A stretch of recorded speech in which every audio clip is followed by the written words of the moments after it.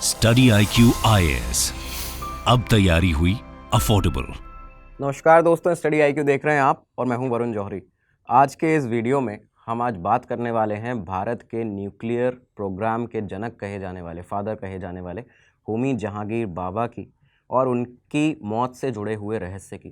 कैसे उनकी मौत एक रहस्य बन गई, कैसे वो 1964 का जो साल था, उस साल के वो 13 दिन जो थे जनवरी महीने के, उन 13 दिनों के बीच में देश को कैसे दो बड़े झटके लगते हैं। क्या ये किसी की साजिश थी? क्या ये किसी बाहरी मुल्क ने किया था, कराया गया था? क्या इसमें अमेरिका की खुफिया एजेंसी CIA का इन्वॉल्वमेंट था? और किस तरह के तथ्य सामने आते हैं, फैक्ट सामने आते हैं, प्रूफ सामने आते हैं, इनकी भी आज बात करने वाले हैं। उस महीने में आपको बता दें, पहले लाल बहादुर शास्त्री जी जो देश के दूसरे प्रधानमंत्री थे, उनकी रहस्यमय मृत्यु हो जाती है। उसी के 13 दिनों बाद होमी जहांगीर बाबा का प्लेन क्रैश हो जाता है। रहस्यमय तरीके से दोनों की जो जांच थी उसको रोक दिया गया, बंद कर दिया गया, और ये आज तक सवाल खड़ा हुआ है। तो लेकिन आज हम इस एपिसोड में ये सारे जो सवाल हैं उनके जवाब ढूंढेंगे और उनके प्रूफ जो हैं वो आपको दिखाएंगे, बताएंगे उनकी लाइफ के बारे में और उनके कंट्रीब्यूशन के बारे में। तो शुरुआत करते हैं आज के इस एपिसोड की। इससे पहले आपको बता दें कि कोई भी आपके अगर सवाल हों, कोई भी क्वेरीज़ हों, आपको बातचीत करनी है, आप मुझसे मेरे सोशल मीडिया हैंडल्स पर जुड़ सकते हैं। और साथ में आपको यहाँ पे ये जो एपिसोड है कि UPSC के लिहाज से भी बहुत ज़्यादा इंपॉर्टेंट है, तो इस वीडियो को एंड तक ज़रूर देखिएगा। शुरुआत करते हैं आज के एपिसोड की। तो होमी जहांगीर बाबा का जन्म होता है 30 अक्टूबर 1909 को बॉम्बे में। बॉम्बे के एक बहुत ही वेल्दी, एक बहुत ही संपन्न पारसी परिवार से ये आते थे। उनके परिवार के बारे में अगर बात करें तो जो उनके दादाजी थे, जो उनके ग्रैंडफादर थे, वो मैसूर स्टेट के इंस्पेक्टर जनरल ऑफ एजुकेशन रहे थे। ये परिवार जो था होमी जहांगीर बाबा का, वो एजुकेशन लाइन में भी उन्होंने बहुत ज़्यादा तरक्की की थी, साथ ही साथ में बहुत ही संपन्न वेल्दी फैमिली थी। तो उनके जो दादाजी थे वो मैसूर स्टेट के इंस्पेक्टर जनरल थे एजुकेशन के। उनके पिताजी थे जो जहांगीर हरमस जी, तो वो उनके बारे में बताया जाता है वो पहले ऑक्सफोर्ड गए। ऑक्सफोर्ड में जाके वहाँ से उन्होंने अपनी डिग्री की, ग्रेजुएशन किया। उसके बाद में आके मास्टर्स करने के बाद वो यहाँ पे लॉयर बन जाते हैं।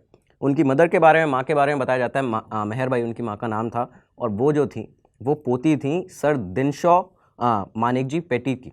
ये जो शख्स हैं ये भारत की जो पहली टेक्सटाइल फैक्ट्री थी उसके मालिक थे। इन्होंने ही पहली टेक्सटाइल जो मिल थी उसको शुरू किया था भारत के अंदर। तो एक काफ़ी बड़े बिजनेसमैन थे और बॉम्बे में मुंबई जो आज है उसमें बहुत ज़्यादा बड़ा इनके परिवार का नाम हुआ करता था। होमी जहांगीर बाबा ने शुरुआती जो उनकी पढ़ाई रही वो बॉम्बे के cathedral and John Connon school से की।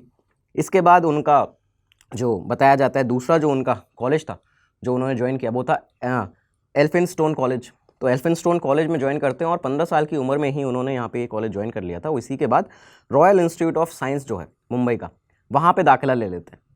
ये सारी पढ़ाई करने के बाद भारत के अंदर, इसके बाद आगे की पढ़ाई करने के लिए ये दाखिला लेते हैं। अपना एडमिशन इनका हो जाता है 1927 में, 1927 में यूनिवर्सिटी ऑफ कैम्ब्रिज में। तो आप कैम्ब्रिज यूनिवर्सिटी चले जाते हैं। कैम्ब्रिज यूनिवर्सिटी का जो गॉनविल एंड कीज कॉलेज है, तो वहाँ पर जाके इनका आगे की जो पढ़ाई थी वो शुरू हो जाती है।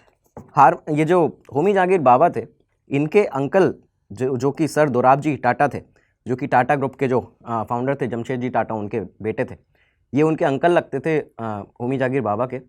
तो ये जो दोराबजी टाटा थे और साथ में जो होमी जहांगीर बाबा के जो पिताजी थे, ये दोनों ही चाहते थे कि बाबा जो हैं वो इंजीनियर बने। इंजीनियर बनने के बाद वो टाटा आयरन एंड स्टील में जमशेदपुर के अंदर वहाँ पर काम करें। लेकिन यहाँ पर जब ये पहुँच गए थे कैम्ब्रिज में, और इनका जो रुझान था वो थियोरेटिकल फिजिक्स के प्रति बढ़ने लगा था, इंटरेस्ट जो उनका बढ़ने लगा था। तो 1928 का एक साल बाद ही जब वो गए थे यहाँ पे 1927 में कैम्ब्रिज, तो अगले ही साल उन्होंने अपने पिता को एक लेटर लिखा था जिसमें उन्होंने साफ तौर पर अपना जो मन था, जो वो आगे करना चाहते थे, इसके बारे में सारी जानकारी उन्हें दे दी थी और क्लियर कर दिया था कि अब वो आगे क्या सोच रहे हैं। उन्होंने इस लेटर में लिखा था कि मैं आपको बताना चाहता हूँ कि बिज़नेस और जॉब इंजीनियर के तौर पर एज ये जो जॉब है आप जो मेरे लिए सोच रहे हैं, ये मेरी चीज़ नहीं है, ये मैं नहीं कर सकता। मेरी जो लाइन है वो है फ़िज़िक्स। मैं फ़िज़िक्स में कुछ करना चाहता हूँ। यहाँ से अब कैम्ब्रिज में जब ये पढ़ रहे थे तो बताया जाता है जो इनके टीचर रहे, पॉल डिरैक इनके टीचर रहे थे। एक प्रोफेसर हुआ करते हैं जिनको बाद में नोबेल प्राइज़ भी मिला था फिज़िक्स में उनके कंट्रीब्यूशन के लिए। तो पॉल डिरैक के साथ इन्होंने उनके मार्गदर्शन में काम किया। इसी के साथ उस समय पे एक और नोबेल प्राइज़ जो विनर थे, नील बोर, जिनका आप बहुत नाम आपने सुना होगा। तो ये नील बोर जो है यहाँ पे कोपेनहेगन में इनके साथ में काम किया, उनके मार्गदर्शन में काम किया। एक बहुत बड़ा रोल उस समय क्वांटम थ्योरी का जो एक तरह से उसका डेवलपमेंट था, उसमें यहाँ पे होमी जहांगीर बाबा ने निभाया अपने, जो उनका कॉलेज का दौर चल रहा था उस समय पे। इसके बाद उनको कई सारे बड़े बड़े जो स्कॉलरशिप्स होती हैं वो मिली यहाँ पे। 1933 जनवरी की बात बताते हैं। 1933 जनवरी में होमी जहांगीर बाबा अकेले ऐसे इंडियन थे उस समय पे जिनको उस समय आइजैक न्यूटन स्कॉलरशिप जो थी वो यहाँ पे मिली थी। आइजैक न्यूटन स्कॉलरशिप इनको मिली, जो ये कब मिली थी इनको, जब इन्होंने अपना एक साइंटिफिक पेपर, एक रिसर्च साइंटिफिक पेपर जो था वो सबमिट किया था, जो कि था एब्जॉर्प्शन ऑफ कॉस्मिक रेडिएशन। ये उस रिसर्च पेपर का नाम था यहाँ पे, साइंटिफिक पेपर का, एब्जॉर्प्शन ऑफ कॉस्मिक रेडिएशन। ये यहाँ इन्होंने सबमिट किया 1933 में, और अगले ही साल 34 में, 1934 के अंदर अपनी जो पीएचडी थी वो कंप्लीट कर लेते हैं न्यूक्लियर फिजिक्स के अंदर। अब यहाँ पे ये जो दौर था ये कुछ साल विदेश में रहे। इसके बाद ये जो दौर आ गया था ये वर्ल्ड वॉर 2 का दौर आ गया था। तो वर्ल्ड वॉर 2 का दौर आया 1939 में। 39 में बाबा कुछ समय के लिए, क्योंकि यूरोप में थोड़े से जो तनावपूर्ण माहौल था, इसके बाद होमी जहांगीर बाबा कुछ समय की छुट्टियों के लिए भारत आ जाते हैं। अब ये यहाँ पे 1939 में जो थे भारत आ चुके थे अपनी पूरी ग्रेजुएशन करके, अपनी पीएचडी करके। दोस्तों, इस एपिसोड में आगे बढ़ने से पहले आपको एक महत्वपूर्ण जानकारी देना चाहते हैं। आप लोग जो वीडियो देख रहे हैं, अगर आप यूपीएससी सिविल सर्विस एग्जामिनेशन की तैयारी कर रहे हैं या करना चाहते हैं, आपका सपना इस एग्ज़ाम को क्रैक करना, आईएएस आईपीएस बनना, तो यहाँ पे भारत का best affordable education platform study IQ आपके लेकर आया एक प्रोग्राम P2I। साथ में कई सारे और बैचेस भी यहाँ पे हैं। आपको इस वीडियो के डिस्क्रिप्शन में सारे लिंक मिल जाएंगे और सारी डिटेल्स मिल जाएंगी। एक बार जाके ज़रूर अपने जो कोर्सेज़ हैं उनको देखिएगा। वेल स्ट्रक्चर्ड कोर्सेज़ हैं, बेस्ट स्टडी मटेरियल के साथ में, बेस्ट फैकल्टी के साथ में आपके लिए डिज़ाइन किए गए हैं। जाके सारी डिटेल ज़रूर देखिएगा। आप भली बात ही जानते हैं आपको किन चीज़ों की आवश्यकता है इस तैयारी में, इस प्रिपरेशन में, इस संघर्ष में। और यहाँ पे आपको क्या करना है, इन अफोर्डेबल रेट्स पे और बड़ा डिस्काउंट पाने के लिए कोड लगाना है VJ Live। ये आपका कोड है, इसे याद रखिएगा। VJ Live लगाइए, अपनी तैयारी को मजबूत बनाइए। धन्यवाद। तो अब यहाँ पे जब ये भारत आ चुके थे होमी जहांगीर बाबा, इसके बाद जो रिसर्च सामने है और जो तथ्य सामने हैं, फैक्ट्स हैं, उनके अकॉर्डिंग बताया जाता है कि एक रात को ये मैसूर के गेस्ट हाउस में होमी जहांगीर बाबा अपने डिनर के लिए, रात के खाने के लिए गए हुए थे। ग्रामोफोन पे वो वेस्टर्न क्लासिकल म्यूज़िक सुन रहे थे और एक रिकॉर्ड था पुराना वेस्टर्न क्लासिकल म्यूज़िक का, उसको लगातार चला रहे थे। तो उसको जब सुनते सुनते इनकी मुलाकात उस समय पे होती है वहीं पे, उसी मैसूर के गेस्ट हाउस में, भारत के उस समय के बहुत बड़े और नामी साइंटिस्ट, बहुत बड़े एक तरह से भारत के सपूत उन्हें कहेंगे, सर CV रमन से। सर CV रमन जो थे उस समय पे Indian Institute of Science Bangalore के हेड थे। उनसे बाबा की मुलाकात होती है और CV रमन से होमी जहांगीर बाबा बहुत ज़्यादा इंस्पायर हो जाते हैं। उनको उनसे बहुत ज़्यादा मोटिवेशन मिलता है। साथ में उनको यहाँ पे ये भी, उनके उस समय कुछ अलग प्लान्स थे जहांगीर बाबा के।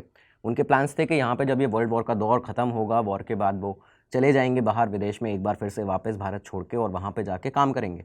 लेकिन इसके बाद CV रमन से मिलने के बाद में वो बहुत ज़्यादा इंस्पायर होते हैं भारत के लिए कुछ करने के लिए, भारत में रह के कुछ करने के लिए।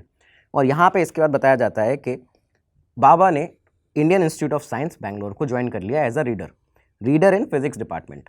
अब ये यहाँ पे reader in physics department join करते हैं और रीडर से इनको थियोरेटिकल फिजिक्स में जो ये रीडर थे, यहाँ से ये प्रमोट होके प्रोफेसर बन जाते हैं कॉस्मिक रे रिसर्च के IIS बैंगलोर में। तो अब यहाँ पे कॉस्मिक रे रिसर्च के प्रोफेसर बन जाते हैं। बताया जाता है कि ये वही समय था जब होमी जहांगीर बाबा को ये रियलाइज़ हुआ कि अब उन्हें भारत में रहना है और भारत के लिए काम करना है। ये बताया गया कुछ लोगों के द्वारा जो उनके करीबी थे कि बाबा इसी समय पे नेशनलिस्ट बने।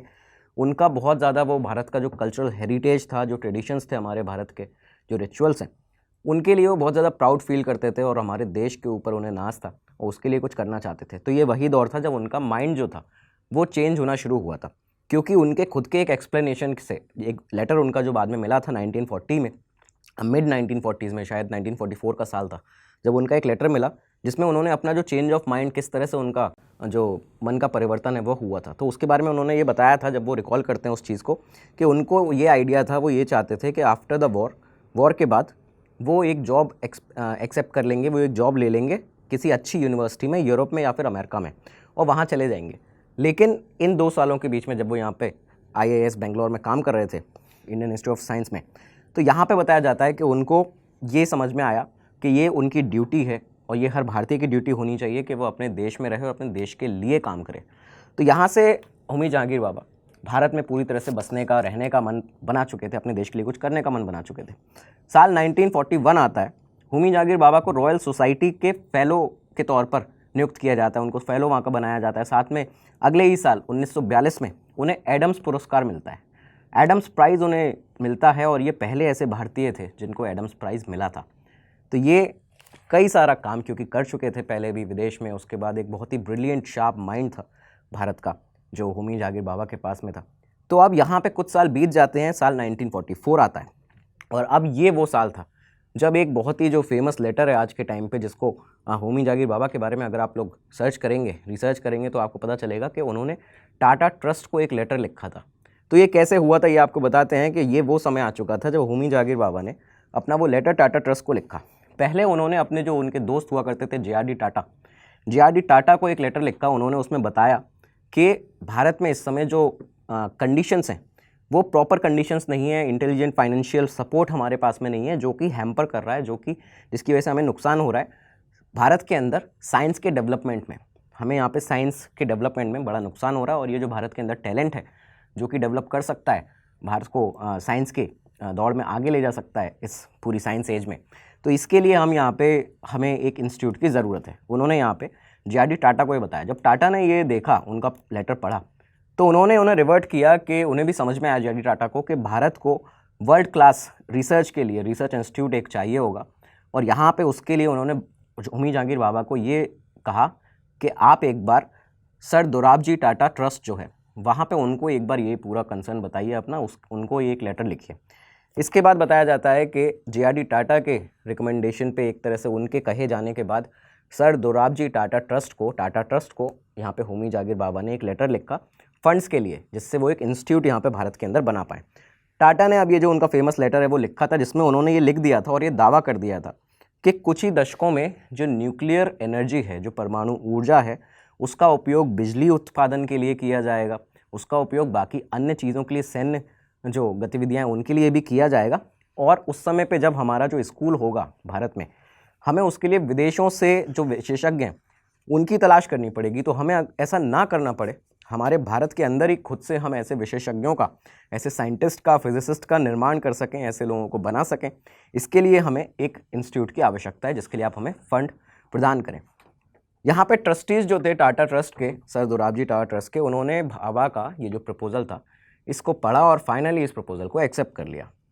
अब मई 1945 आता है, 1945 मई का वो महीना था, मतलब आज़ाद होने के 2 साल पहले, जब जो टाटा ट्रस्ट के जो ट्रस्टीज़ थे उन लोगों ने एक जो इंस्टीट्यूट फॉर फंडामेंटल रिसर्च जो चाहिए था उसके लिए यहाँ पे मंजूरी दी, उसके लिए एक तरह से स्पॉन्सर किया, फंड्स दिए, और इन कॉपरेशन विद, मतलब ये किसके साथ में, गवर्नमेंट ऑफ बॉम्बे के साथ में, उस समय पे जो गवर्नमेंट ऑफ बॉम्बे थी उसके साथ में इस इंस्टीट्यूट को बनाने के लिए हामी भर दी।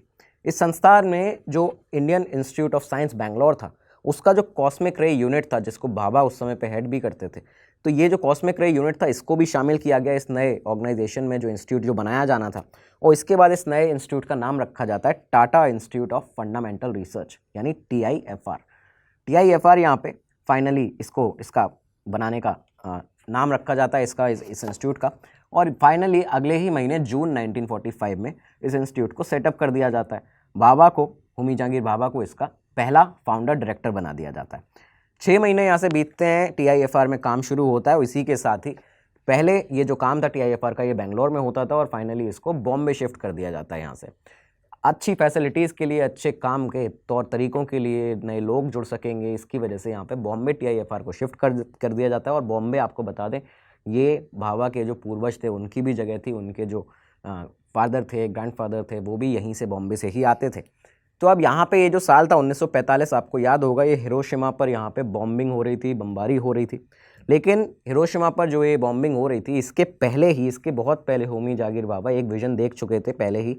सैन्य ऊर्जा में सैन्य जो क्षमता है, जो गतिविधियाँ होती हैं, और ऊर्जा जो है, एनर्जी जो है, उसके सोर्स के तौर पर न्यूक्लियर एनर्जी को, उसका कैसे यूज़ हो सकता है, उसका महत्व क्या है, उसका इंपॉर्टेंस क्या है, इसको होमी जहांगीर बाबा बहुत पहले देख चुके थे, जिसके लिए वो 39 में भारत आने के बाद ही काम लगातार करना अपना शुरू कर चुके थे।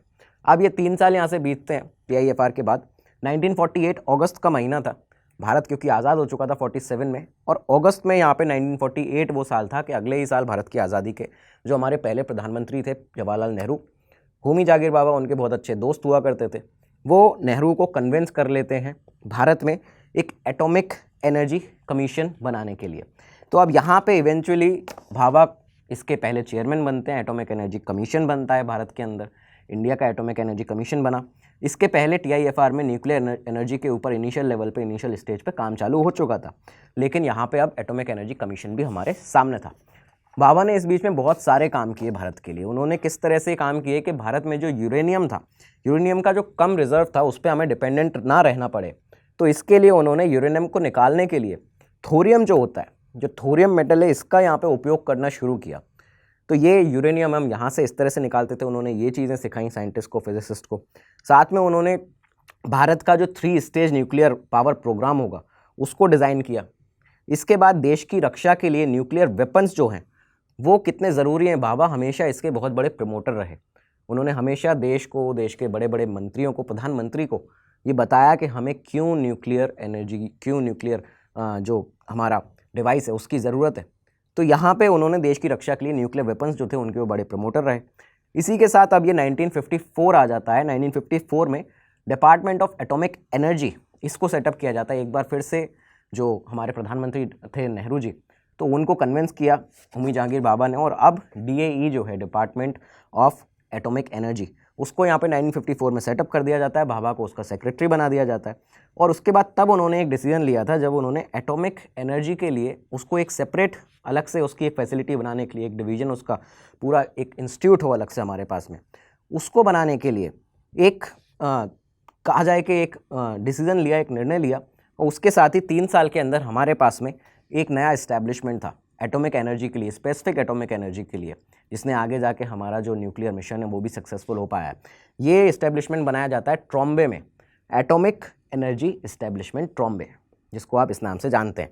भाभा के ही गाइडेंस में ये सब कुछ हो रहा था। भारत के वैज्ञानिकों ने, जो भारत के साइंटिस्ट थे, उन्होंने जो न्यूक्लियर बॉम्ब था उसको बनाने की दिशा में पहला कदम भी होमी जहांगीर बाबा के निर्देशन में बनाया था। जब पहला परमाणु जो रिएक्टर था, जो न्यूक्लियर रिएक्टर था पहला 1956 में, उसको बनाया गया मुंबई में, उसको ऑपरेट किया गया। और इसी के बाद जो एटॉमिक एनर्जी इस्टेब्लिशमेंट ट्रॉम्बे है उसको बनाया गया था। बाद में पूरा काम वहाँ शिफ्ट हो चुका था। ये सारी चीज़ें चल रही थी और तेज़ी से काम भारत अपना न्यूक्लियर विजन पे, अपने न्यूक्लियर मिशन पे कर रहा था। काम लगातार चल रहा था और काफ़ी सीक्रेटली चल रहा था। साल आता है 1964। भारत के पहले प्रधानमंत्री जवाहरलाल नेहरू का निधन हो जाता है, उनकी मृत्यु हो जाती है। और इसी के बाद अगले प्रधानमंत्री बनाए जाते हैं लाल बहादुर शास्त्री। अब ये जो 1964 ये जो साल था, आपको याद हो अगर, तो इसी साल चाइना ने अपना न्यूक्लियर टेस्ट किया था। चाइना ने अपना न्यूक्लियर टेस्ट किया।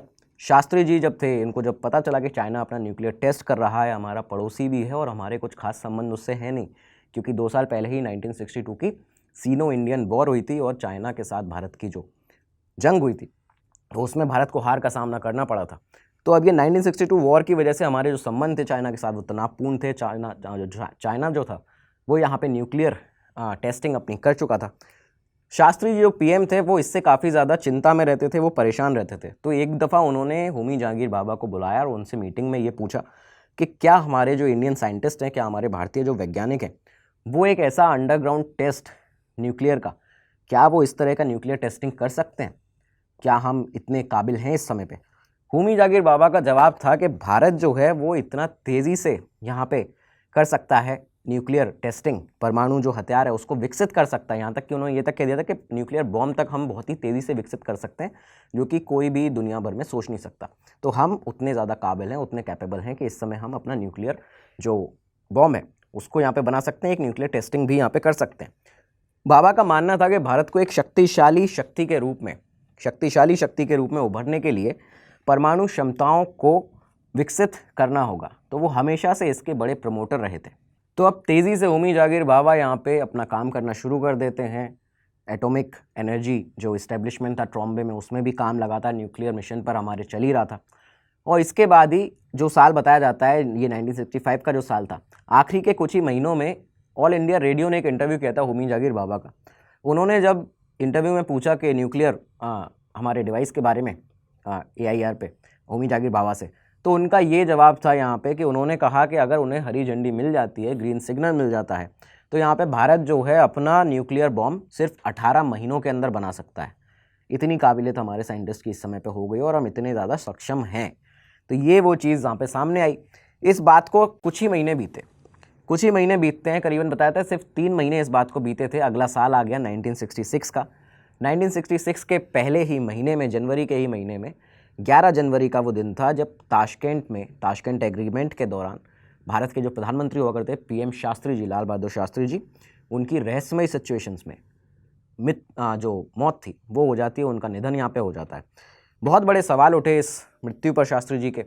कैसे यहाँ पे भारत का एक प्रधानमंत्री जो कि ताशकंद गए थे समझौते के लिए, वॉर के बाद पाकिस्तान के साथ में, इसके बाद वहाँ पे उस ताशकंद समझौता होना था भारत और पाकिस्तान के बीच में, और सोवियत यूनियन उनका जाना हुआ, लेकिन इसके बाद उनकी मौत एक प्रधानमंत्री के, इतने बड़े डेमोक्रेसी के, वर्ल्ड के, भारत के प्रधानमंत्री की मौत हो जाती है। और इसके बाद इस मामले को कैसे दबा दिया जाता है ये भी पूरी दुनिया भर ने देखा।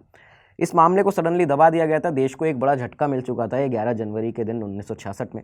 लेकिन अब इसी के 13 दिन के बाद, इन 13 दिन के बीच में ही, इस 13 दिन के बाद ही एक और बड़ा झटका देश को फिर से लगने वाला था। हुआ क्या कि होमी जागीर भाभा जो थे वो उस समय पे चेयरमैन हुआ करते थे atomic energy commission of India के।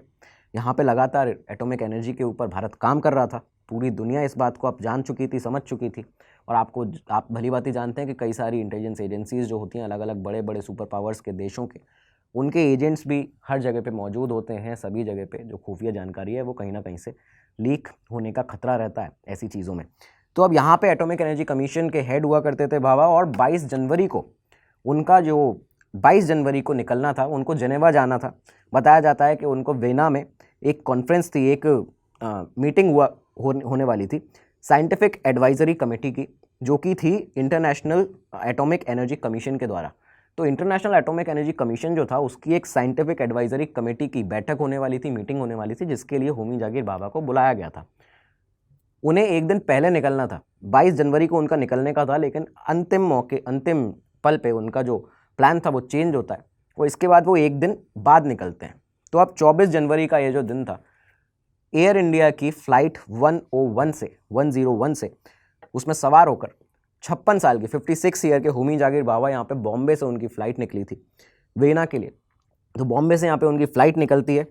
होमी जागीर भाभा के साथ उस फ्लाइट में आपको बता दें, उस समय पे एयर इंडिया के जो रीजनल डायरेक्टर थे यूरोप में, जिनका नाम था जी बर्टोली, वो भी मौजूद थे उस फ्लाइट के अंदर। उस फ्लाइट के अंदर जो एक ब्रिटिश गुइना का जो ट्रेड डेलीगेशन आए थे भारत के अंदर, ए किसून, वो भी मौजूद थे। साथ में 11 ऐसे मेंबर्स थे गुडविल डेलीगेशन के, जो कि बेल्जियम से आए हुए थे भारत की विजिट के लिए, ये लोग मौजूद थे। इसके बाद 46 सीमेन जो थे, जो 46 सीमेन थे, 46 सीमेंस हमारी साउथ इंडियन शिपिंग कॉरपोरेशन के, वो भी मौजूद थे, जो कि पेरिस जाने वाले थे एक शिप को, एक जहाज़ को लाने के लिए। तो ये सब लोग इस फ्लाइट में मौजूद थे। इस फ्लाइट के जो कप्तान थे, जो कि इसके पायलट थे, वो थे जे.टी. डिसूजा, एक बहुत ही फाइनेस्ट पायलट जिनको कहा जाता था उस समय पे एयर इंडिया का। तो इस एयरलाइन के बहुत ही एक्सपीरियंस पायलट थे। अब यहाँ पे ये फ़्लाइट जब उड़ान भर चुकी थी, ये फ़्लाइट यूरोप में थी, वहाँ से निकल रही थी, और ये जो मॉन्ट ब्लैंक जो माउंटेन है, तो यहाँ पे जो पायलट थे, जो जे.टी. डिसूजा थे, बताया जाता है उन्होंने रेडियो सिग्नल भी भेजा। रेडियो सिग्नल उन्होंने कुछ ही मिनटों पहले भेजा था कंट्रोल टावर को। उस कंट्रोल टावर को, उस सिग्नल में, उस रिपोर्ट में उन्होंने ये कहा था कि हमारे जो विमान हैं उसके सारे इंस्ट्रूमेंट्स, सारे जो पार्ट्स हैं वो प्रॉपरली काम कर रहे हैं, they are working fine, and aircraft जो है हमारा, जो हमारा विमान है, वो 19,000 फीट ऊपर उड़ रहा है यहाँ पे माउंट ब्लैंक से, उस पर्वत श्रृंखला से। तो माउंट ब्लैंक समिट से 19,000 फीट ऊपर यहाँ पे उड़ रहा है। तो ये चीज़ बताई गई थी। माफ़ कीजिएगा, 19,000 फीट ऊंचाई पर है, मतलब 3,000 फीट ऊपर ये माउंट ब्लैंक समिट से है। तो माउंट ब्लैंक समिट से 3,000 फीट ऊपर इसकी हाइट यहाँ पे बताई गई। प्लेन को इसके बाद परमिशन मिल जाती है, रिसीव हो जाती है परमिशन जेनेवा के कोइंट्रन एयरपोर्ट पे 8 बजे सुबह लैंड होने के लिए। ये परमिशन जैसे ही मिली थी, इसके बाद ये बताया जाता है कि कुछ ही सेकेंड्स में जैसे ये परमिशन मिली और प्लेन जब आगे बढ़ा, तो उस समय पे ये प्लेन माउंट ब्लैंक के पास स्विस एल्प्स में जाके उस पहाड़ से, उस पर्वत से क्रैश हो जाता है जाके, और वहाँ पे इस प्लेन के अंदर जितने 117 पैसेंजर थे उन सभी की मौत हो जाती है।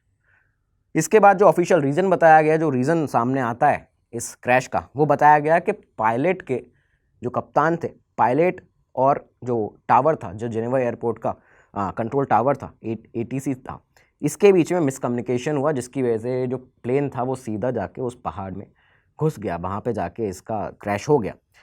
फाइनली यहाँ पे जो फ्रेंच माउंटेन रेस्क्यूअर थे वो पहुँचते हैं। फ्रेंच माउंटेन रेस्क्यूअर अपने हेलीकॉप्टर को लेकर यहाँ पे पहुँचे। पायलट्स जब नीचे लैंड हुए तो बताया जाता है कि जो मलबा था वो क्योंकि पूरी तरह से बर्फ़ में धंस चुका था, क्योंकि 8 बजे के अराउंड, क्योंकि ये 3 घंटे बाद पहुँचे थे और सुबह के 8 बजे के अराउंड वहाँ पे जो बहुत भारी रेन, जो स्नोफॉल था, जो बर्फ़बारी थी वो हुई थी और इसकी वजह से करीबन 1.5 किलोमीटर तक ये बताया जाता है कि आशंका थी कि मलबा गिरा था 1.5 किलोमीटर आगे तक जाके, और पूरी जगह पे वहाँ पे बर्फ़ की चादर छा गई थी, जिसकी वजह से जो मेन मलबा था प्लेन का वो नहीं मिल पाया। फाइनल एक इंक्वायरी रिपोर्ट जो थी वो वहाँ पे फ्रेंच सरकार ने अपनी सबमिट की, जिसमें उन्होंने ये बताया और सिर्फ इतने से एक स्टेटमेंट में कंक्लूड करके ख़त्म कर दिया, जो कि स्टेटमेंट भी नहीं थे, वो एक तरह से एक थ्योरीज थी उनकी कि वो किस तरह से इस पूरे हादसे को कंक्लूड कर रहे हैं। उन्होंने ये कहा उस मलबे को देखते हुए, जो कि उन्हें मलबा वहाँ पे मिला जिस तरह का उनको वहाँ पे उस पहाड़ में, एक तरह से उन्होंने बताया कि यहाँ पे आके एक क्रैश हुआ था एयरप्लेन इनका भाभा का। तो उन्होंने बताया कि जो पायलट थे, इन कमांड पायलट जो थे, वो उस पोजीशन को माउंट ब्लैंक माउंटेन की उसको जज करने में यहाँ पे उनकी गलती रही है। वो यहाँ पे उसको जज नहीं कर पाए और ये मिसकैलकुलेशन ऑफ पोजीशन हो गया। तो इसकी वजह से कंट्रोल टावर के साथ में जो मिसकम्युनिकेशन हुआ, इसकी वजह से ये क्रैश हुआ है। और इसी के साथ होमी जागीर बाबा की जो डेथ थी, जो उनकी एक रहस्यमय ये मौत हुई उस क्रैश में, उसको बिना जांच किए प्रॉपरली उसे एक हादसा बना के दबा दिया जाता है। आपको बता दें 1950 में भी, 1950 में सेम इसी जगह पे जहाँ पे ये जो एयर इंडिया का फ़्लाइट 101 जिसमें होमी जागीर बाबा थे वो क्रैश हुआ है, सेम इसी जगह पर एयर इंडिया का एक और एयरक्राफ्ट मालाबार प्रिंसेस, वो भी यहीं पे माउंट ब्लैंक रेंज में वहाँ पे क्रैश हुआ था और उसमें जो 48 पैसेंजर थे उनकी भी जान गई थी। तो ये सेम वही जगह थी। सालों बीत गए इसके बाद, जब ये होमी जागीर बाबा की जो डेथ हो गई उसके बाद में उस पूरी इंक्वायरी को नहीं किया गया, उसको दबा दिया गया। साल 2008 आता है और साल 2008 में एक न्यूज़ मीडिया ऑर्गेनाइजेशन है tbrnews.org, tbrnews.org, इसने एक अपना एक इंटरव्यू रिलीज़ किया जहाँ पे CIA का, अमेरिका की खुफिया एजेंसी CIA के एक ऑफिसर रॉबर्ट क्रॉली ने एक जर्नलिस्ट को, ग्रेगोरी डॉगलस को, एक इंटरव्यू दिया और एक फ़ोन कन्वर्सेशन इंटरव्यू ये था। तो इसको यहाँ पे पब्लिश किया जाता है और ये इसके ऊपर बाद में एक जो बुक है वो भी है, कन्वर्सेशन विद द क्रो। तो ये जो इंटरव्यू था उसमें CIA के उस ऑफिसर ने ये बोला, रॉबर्ट क्रॉली ने, उसने पूरा बयान अपना दिया बाकायदा। उस स्टेटमेंट में उसने बोला था कि हमें उस समय बहुत परेशानी थी, we had trouble with India back in the 60s। हमें 60 के दशक से ही इंडिया से परेशानी थी जब उन्होंने अपने एटॉमिक बॉम्ब पर काम करना शुरू कर दिया था। रॉबर्ट क्रॉली ने उसके बाद ये बताया कि CIA को होमी जागीर बाबा से उनसे छुटकारा पाना था, इसकी वजह से उनसे छुटकारा अगर पा लिया जाएगा तो भारत का जो न्यूक्लियर प्रोग्राम है उसको पैरालाइज कर दिया जाएगा, उसको ख़त्म, एक तरह से रोक दिया जाएगा, ख़त्म कर दिया जाएगा। इसके बाद क्रॉली ने, जो CIA का एजेंट था, उसने ये क्लेम किया कि बॉम्ब जो था उसको फिट किया गया था होमी जागीर बाबा के प्लेन के कार्गो सेक्शन में। एक बॉम्ब था ऐसा जिसको फिट किया गया। उसके बाद इस बॉम्ब को फाइनली जाके जब ये विस्फोट हुआ है तो इसको एल्प्स में, जो ये स्विस एल्प्स जो था जहाँ पे माउंट ब्लैंक रेंज में, तो वहाँ पे जाके इसका विस्फोट हुआ और उसके बाद वहाँ पे कुछ भी, एक भी जो मलबा था वो नहीं मिला और ये हमारा एक बेस्ट शॉट था। तो ये चीज़ें यहाँ पे सामने आती हैं। इसके बाद उसने एक और चीज़ यहाँ पे, जो बेस्ट शॉट वाली चीज़ है, वो शास्त्री जी की डेथ के बारे में भी उसको भी रेफ़र करते हुए यहाँ पे बोला। रॉबर्ट क्रॉली ने ये बताया कि शास्त्री जी का जैसे जो उनकी डेथ हुई, जो डेथ मिस्ट्री बन गई, उसके बारे में जैसा मैंने देखा है मैं वैसा ही बताना चाहूँगा। वो हमारा सबसे बढ़िया शॉट था, CIA का वो बेस्ट शॉट था और हमने शास्त्री जी को यहाँ पे एक तरह से, ये लोग क्योंकि बॉम्ब बनाने के बहुत ही नज़दीक पहुँच चुके थे, और क्या होता अगर ये लोग बॉम्ब बना लेते, क्या होता अगर ये अपने जो एनिमी, इनका जो दुश्मन पाकिस्तान है, उसके ऊपर वो बॉम्ब गिरा देते और उसके बाद वो हमें यहाँ पे धमकाने लगते, थ्रेटन करने लगते, डराने लगते, क्या होता इस तरह की चीज़ों से, जब क्योंकि ये लोग उस समय पर रशियंस के साथ में, सोवियत यूनियन के साथ में इनकी मित्रता थी। तो ये सब चीज़ें जब हमारे सामने थी, अगर वो पनामा शहर के ऊपर या लॉस एंजल्स के ऊपर परमाणु हमला कर देते, न्यूक्लियर अटैक कर देते, तो हम क्या करते। तो ये सारी चीज़ें हम नहीं जानते कि वो करते या नहीं करते, लेकिन ये असंभव नहीं है, ऐसा हो सकता था। तो इसकी वजह से यहाँ पे हम चाहते थे कि भारत के न्यूक्लियर प्रोग्राम को रोक दिया जाए। तो इसकी वजह से इन दोनों लोगों के ऊपर CIA ने हमला कराया। ये आप देखिए कि CIA एजेंट ने खुद मुकर तरीके से सामने आके इस बात को एक्सेप्ट किया है, लेकिन आज भी इन चीज़ों पर कोई भी बात नहीं करता है। तो अब CIA एजेंट रॉबर्ट क्रॉली के इस इंटरव्यू के बाद में करीब 4 साल निकल जाते हैं, 2012 आता है। 2012 में एक बार फिर से ये जो होमी जागिर बाबा की जो डेथ मिस्ट्री थी, इसके ऊपर फिर से सवाल खड़े हुए कि किस तरह से हुआ था कि एक माउंटेन रेस्क्यूअर था, एक माउंटेन रेस्क्यू वर्कर था, आर्नोल्ड क्रिस्मिन। तो आर्नोल्ड क्रिस्मिन था वो अपने पड़ोसी जूलियस बर्गर के साथ में। तो जूलियस बर्गर के साथ में 21 अगस्त 2012 को ये लोग उस एल्प्स में, वो जो जगह थी जहाँ पे ये क्रैश हुआ था, तो माउंट ब्लैंक रेंज में, वहाँ पे ये लोग काम कर रहे थे, अपना रेस्क्यू वर्कर थे, तो वहाँ पे इनका काम चल रहा था। उस बीच में इनको एक जूट बैग मिला, एक जूट बैग जिसका वज़न करीब बताया जाता है कि 9 किलोग्राम उसका वज़न था। इन्होंने जो चैमोनिक्स टाउन है वहाँ पे जाके उस पुलिस स्टेशन में इस बैग को दिया। इसके बाद उस बैग के ऊपर देखा गया तो उस पर ये लिखा था कि diplomatic male and ministry of external affairs. Ministry of external affairs का मतलब है भारत की एक्सटर्नल अफेयर्स मिनिस्ट्री। तो एक डिप्लोमेटिक मेल बैग था, ये जूट का बैग था, 9 किलोग्राम करीब उसका वजन था जो उसके अंदर सामान था उसकी वजह से।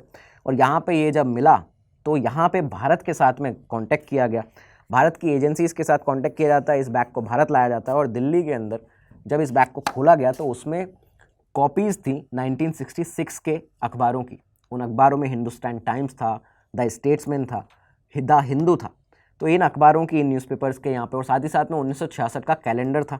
और इसके अलावा एक लेटर था जो कि उस समय पे भेजा जा रहा था इंडियन काउंसिल को, जो कि उस समय न्यूयॉर्क के अंदर इंडियन काउंसिल जनरल हुआ करते थे, CGK मेनन।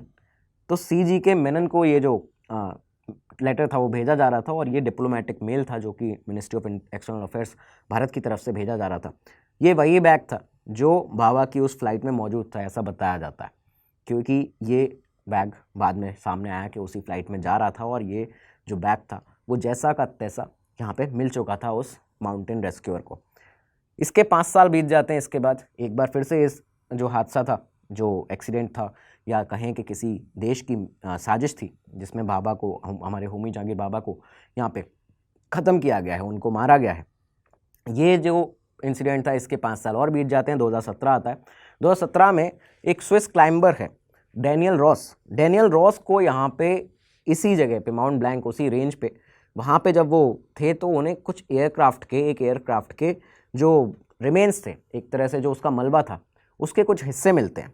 उनको जो हिस्से मिले थे उसमें उन्होंने ये देखा कि क्योंकि ये हिस्सा जो है वो किसी भी प्लेन का हो सकता है। एक 1950 में भी एयर इंडिया का जो विमान था वो क्रैश हुआ था। उसके बाद एक 1966 में होमी जागिर बाबा का जो एयरक्राफ्ट का था वो यहाँ पे क्रैश हुआ था।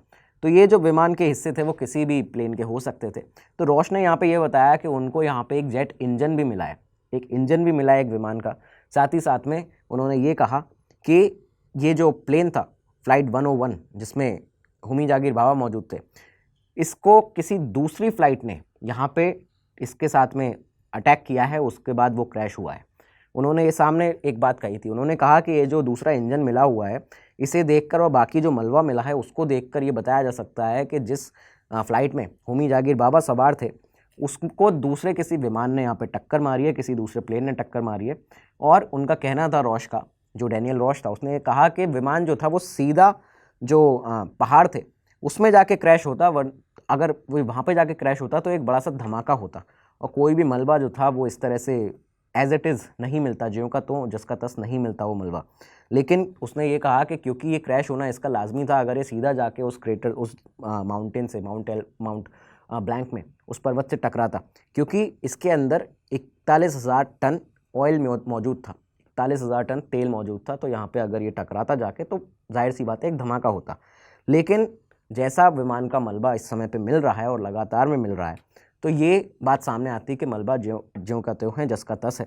और इससे अंदाज़ा लगाया जा सकता है कि किसी दूसरे विमान ने होमी जागिर बाबा के उस एयर इंडिया फ्लाइट 101 विमान को यहाँ पे उस पर हमला किया था, उस पर टक्कर मारी थी, जिसकी वजह से ये क्रैश हुआ और जिससे भारत का न्यूक्लियर मिशन जो है उसको रोका जा सके। तो ये सारी जो खबरें थी वो लगातार आती रहीं। 66 में किस तरह से विमान क्रैश हुआ था, उसके बाद में कैसे उसकी इंक्वायरी रोक दी गई, उसको दबा दिया गया, और सिर्फ इंक्वायरी होमी जागिर बाबा की डेथ की नहीं, लाल बहादुर शास्त्री जी की डेथ की, भारत के प्रधानमंत्री की डेथ की भी इंक्वायरी को ऐसे ही दबा दिया गया। और ये 13 दिन के अंदर ही दोनों इंसिडेंट हुए थे। भारत को उस साल 2 बहुत बड़े ये झटके लगे थे। तो ये किस तरह से हुआ, ये सब आज आपको हमने बता दिया है। ये जो हादसा था उसमें भारत ने अपने फाइनेस्ट न्यूक्लियर साइंटिस्ट को खो दिया था, और वो भी तब खो दिया था जब वो अपने करियर के सबसे अहम पड़ाव पर थे, सबसे अपने फाइनेस्ट प्राइम पॉइंट पर थे। तो यहाँ पे भारत को एक बहुत बड़ा झटका था, और अगर ये साजिश किसी देश की थी तो ये जाहिर सी बात है ये भारत के न्यूक्लियर मिशन को रोकने के लिए थी। और इसके बाद भी सवाल बहुत सारे खड़े होते हैं, लेकिन इस पर कभी भी कोई इंक्वायरी नहीं की गई। तो ये सारे के सारे प्रूफ थे, और होमी जागीर बाबा की जो लाइफ रही है, उनके कंट्रीब्यूशन भारत के लिए रहे हैं, उस पर आज का एपिसोड था। आप लोग बहुत समय से डिमांड कर रहे थे इस एपिसोड की, तो आज आपके एपिसोड लेकर आए थे। उम्मीद है आपको पसंद आया होगा। कमेंट सेक्शन में ज़रूर जाके बताइएगा कैसा आपको एपिसोड लगा। आगे और भी ऐसे एपिसोड्स आपके लेकर आएंगे, वीडियोज़ लेकर आएंगे, रिसर्च लेकर आएंगे। और साथ ही साथ इस वीडियो के डिस्क्रिप्शन में जाके एक बार ज़रूर अपने कोर्सेज़ को देखिएगा। यूपीएससी की अगर आप तैयारी करना चाहते हैं, कर रहे हैं, आपके जानकार, आपके जान पहचान में कोई कर रहे हैं, उन्हें बताइएगा, क्योंकि यहाँ पे भारत का best affordable education platform study IQ बहुत सारे कोर्सेज़ आपके लेकर आया है, और बहुत अच्छे study material, well structured courses हैं, अच्छे फैकल्टीज़ के साथ में। एक बार जाके डिस्क्रिप्शन में सारे डिटेल्स को देखिएगा, और वहाँ पर उन अफोर्डेबल रेट्स पर और बड़ा डिस्काउंट पाने के लिए क्या करना है वो आप जानते हैं। VJ लाइव, ये आपका कोड है, आपको ये लगाना है। VJ लाइव को लगाते ही आपको वहाँ पे अफोर्डेबल रेट्स पर भी और बड़ा डिस्काउंट मिलता है, अपनी तैयारी को मजबूत बनाते हैं। तो अब मिलेंगे अगले एपिसोड में, तब तक के लिए दीजिए इजाज़त। नमस्कार, धन्यवाद, जय हिंद। स्टडी IQ IAS, अब तैयारी हुई अफोर्डेबल।